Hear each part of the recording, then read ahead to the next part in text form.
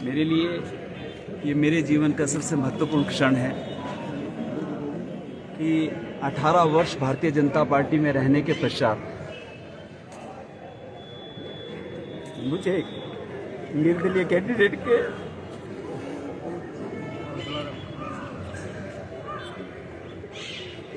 Candidate के रूप में आज अपना नामांकन भरना पड़ रहा है।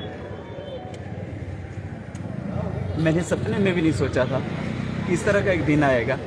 मैंने हमेशा यही सोचा कि जब भी मैं उम्मीदवार बनूंगा या प्रत्याशी बनूंगा तो भारतीय जनता पार्टी का बनूंगा, परंतु मैं साथ में ही भारतीय जनता पार्टी के उन नेताओं को भी ये कहना चाहता हूं कि आप लोगों के गलत निर्णयों की वजह से आज सिर्फ इस कंस्टिट्यूंसी में नहीं, अनेकों कंस्टिट्यूंसियों में कैंडिडेटों को इस तरह से विद्रोह करना पड़ रहा है।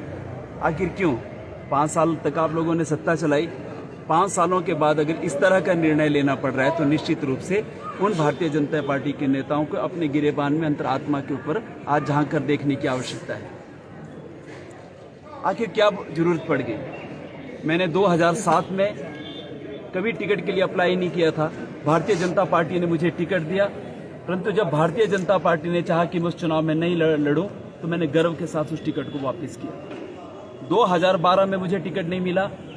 मुझे इस चीज़ की कोई दुख नहीं हुआ, निराशा अवश्य होती है, परंतु इस बात का कभी दुख नहीं रहा कि मुझे भारतीय जनता पार्टी ने टिकट नहीं दिया। भारतीय जनता पार्टी ने जिस भी कैंडिडेट को उतारा वो सर्वोपरि था। उसके बाद 2017 आया। एक ऐसे व्यक्ति को जिसके खिलाफ भारतीय जनता पार्टी के कार्यकर्ता वर्षों तक लड़ते रहे, जिस परिवार के खिलाफ वर्षों तक लड़ते रहे, उस परिवार के एक व्यक्ति को जो है भारतीय जनता पार्टी ने अपना कैंडिडेट बना लिया। हम सारे के सारे भारतीय जनता पार्टी के जितने भी कार्यकर्ता थे वो निराश थे। उसके बावजूद हम लोगों ने उस कैंडिडेट को स्वीकार करते हुए विजयी बनाने के लिए जितनी कोशिश की जा सकती थी हम लोगों ने की, परंतु हुआ क्या?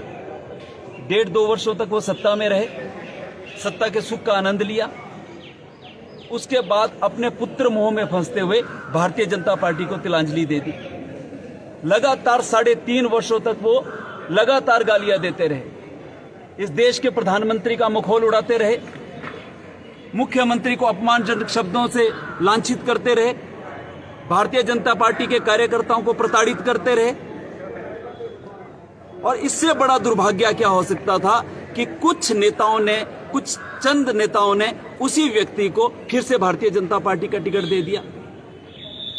मैंने आदरणीय जेपी नड्डा जी को एक चिट्ठी लिखी, उसमें मैंने ये कहा कि भारतीय जनता पार्टी का कार्यकर्ता कहीं ना कहीं निराश है और ये चर्चा चली हुई है कि आपसे फिर उसी परिवार में से किसी एक व्यक्ति को टिकट देना चाहते हैं।